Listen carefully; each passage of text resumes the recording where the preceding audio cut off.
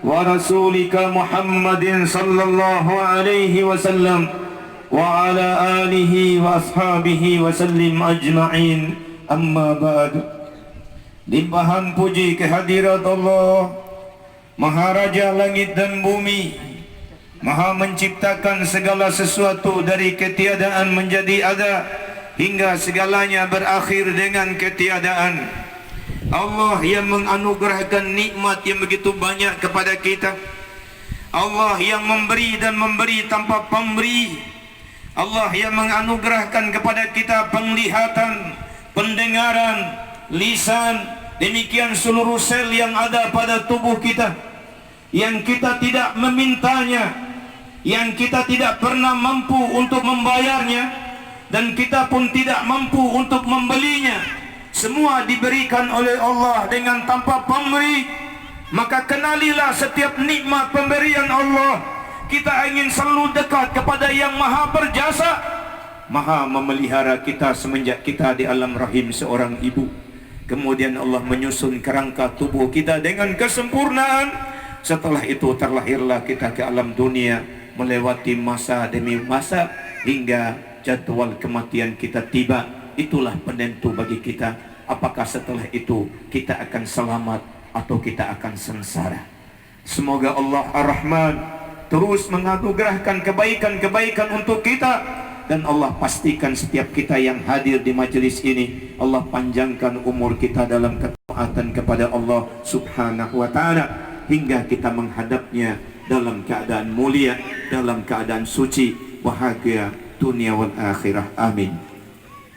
Selanjutnya salawat dan salam kita beruntung kepada junjungan alam Sayyidina Muhammadin sallallahu alaihi wasallam, berikut para sahabat, keluarga, kerabat dan para tabi'in-tabi'innya yang setia hingga yaumil akhir. Hadirin hadirat yang dimuliakan Allah Subhanahu wa ta'ala. Allah yang terus menganugerahkan nikmatnya kepada kita tanpa putus, dengan sifatnya yang sering kita lafazkan, Ar-Rahman Ar-Rahim.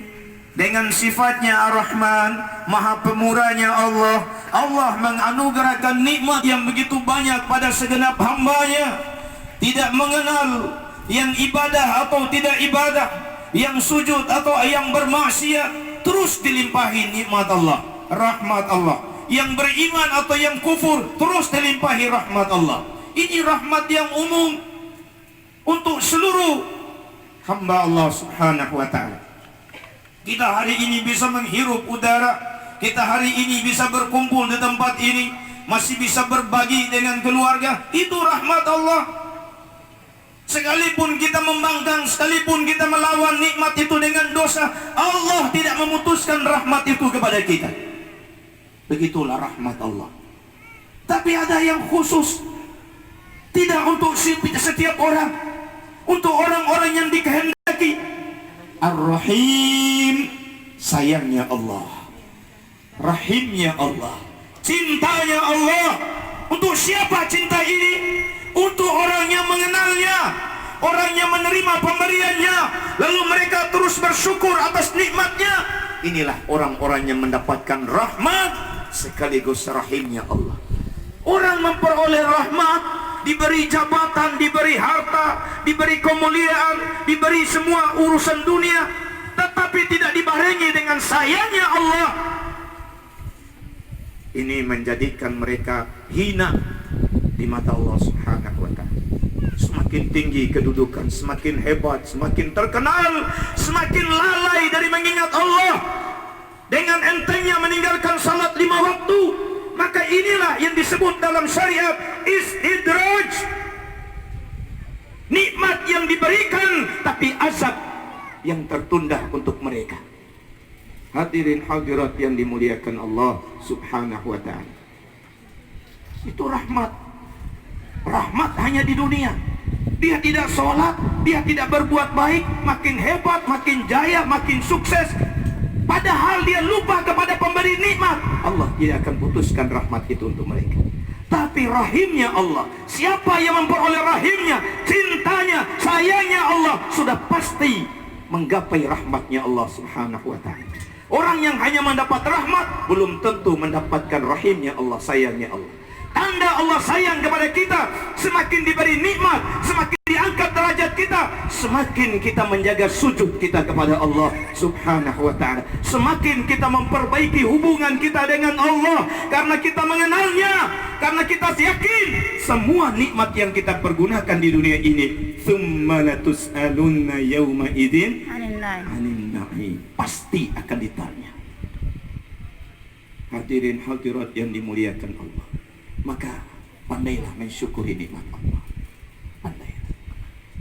Maka Allah sudah menyindir dalam Al-Quran surah Hud, man kana yuridul hayatad dunya wa zinataha nuwaffi ilaihim a'malahum fiha wa hum fiha la yubkhasun. Barang siapa yang menginginkan kehidupan dunia dan perhiasannya, mereka targetkan hidupnya untuk dunia, ingin jabatan, popularitas, ingin kesuksesan, ingin harta, Allah akan berikan.